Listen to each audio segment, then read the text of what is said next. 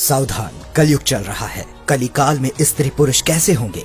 ज्योतिष और पौराणिक ग्रंथों में युगों का मान अलग अलग है और पौराणिक ग्रंथों के अनुसार 4 युग होते हैं: सतयुग, त्रेता युग, द्वापर युग और कलयुग। सतयुग में पाप पुण्य की बात की जाए तो इस युग में 0 विश्वा अर्थात 0% पाप और 20 विश्व अर्थात 100% पुण्य हुआ करता था। त्रेता युग में पाप की मात्रा 5 विश्वा अर्थात 25% होती है और पुण्य की मात्रा 15 विश्वा अर्थात 75% होती है।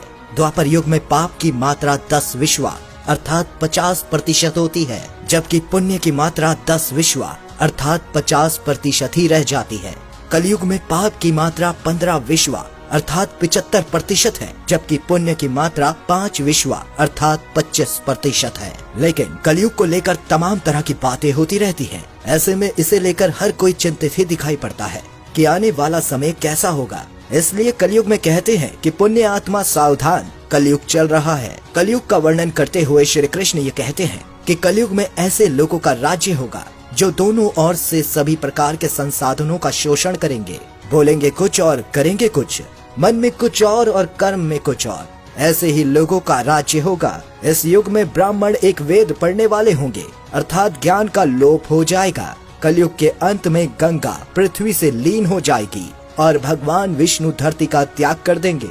भागवत पुराण में भी लिखा है, जब सभी लोग वेदों को छोड़कर मनुष्य संस्कार शून्य हो जाएंगे, तब ऐसे लोग सत्ता पे काबिज होंगे जो सिरे के झूठे, अधार्मिक और सवल्प दान करने वाले होंगे। पुराणों के अनुसार कलयुग में थोड़े से धन से मनुष्यों में बड़ा घमंड हो जाएगा। स्त्रियों को अपने बालों पर ही रूपवती होने का गर्व होगा। स्वयं भगवान नारायण ने नारद से कहा है कि कलयुग में एक समय ऐसा भी आएगा जब सभी पुरुष स्त्रियों के अधीन रहकर अपना जीवन व्यतीत करेंगे।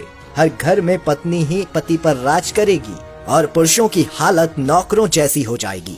ये दान पुण्य के काम नहीं करेंगे और बुद्धि धन के संग्रह में ही लगी रहेगी। सारा धन उपभोग में ही समाप्त कर देंगी। कलयुग में विवाह को धर्म नहीं माना जाएगा। स्त्रियां कठोर स्वभाव वाली व कड़वा बोलने वाली होंगी।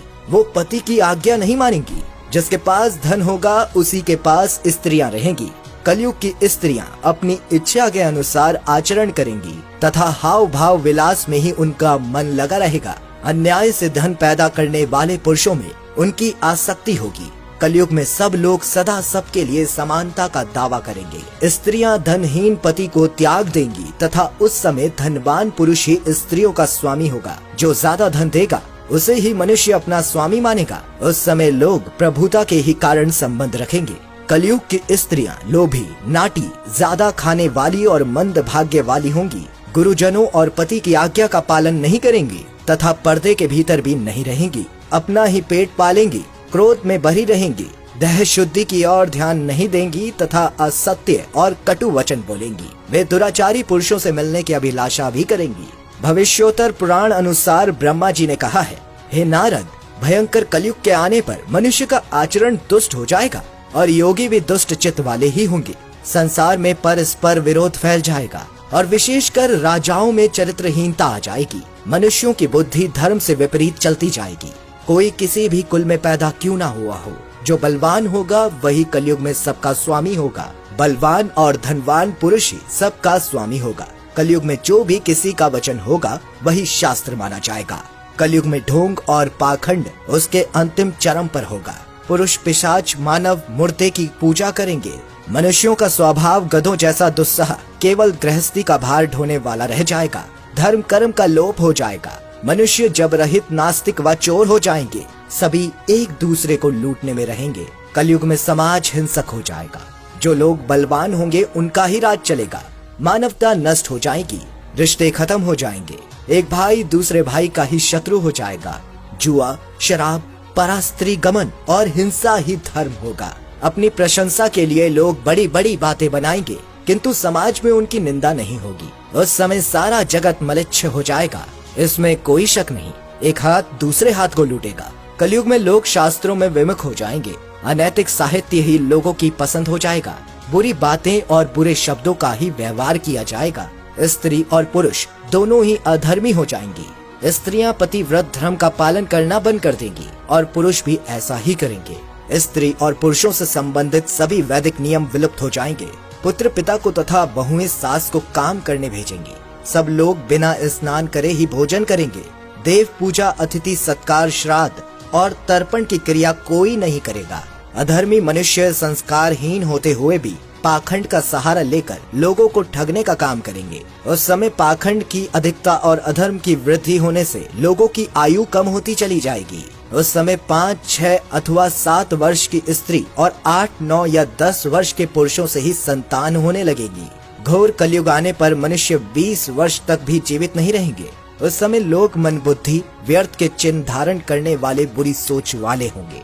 कलयुग में समय के साथ साथ मनुष्य वर्तमान में विश्वास करने वाले, शास्त्र ज्ञान से रहित, दम्भी और अज्ञानी होंगे। जब जगत के लोग स्वरभक्षी हो जाएं, स्वयं ही आत्मरक्षा के लिए विवश हों तथा राजा उनकी रक्षा करने में असमर्थ हो जाएंगे, तब मनुष्यों में क्रोध, लोभ की अधिकता हो जाएगी।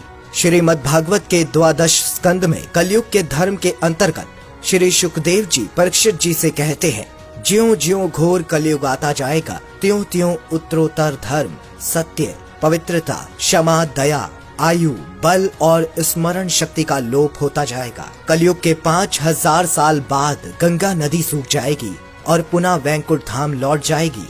जब कलयुग के 10,000 वर्ष हो जाएंगे, तब सभी देवी देवता पृथ्वी छोड़कर अपने धाम लौट जाएंगे। इंसान पूजन, कर्म, व्रत, उपवास और सभी धार्मिक काम करना बंद कर देंगे। कलयुग में चोर और अपराधियों की संख्या इतनी ज्यादा बढ़ जाएंगी कि आम इंसान ठीक से जीवन भी नहीं जी पाएगा। लोग एक दूसरे के प्रति हिंसक हो जाएंगे और सभी के मन में पाप प्रवेश कर जाएगा। कलयुग के अंत में जिस समय कल्कि अवतार अवतारित होंगे, उस समय मनुष्य की परम आयु केवल 20 या 30 वर्ष होगी।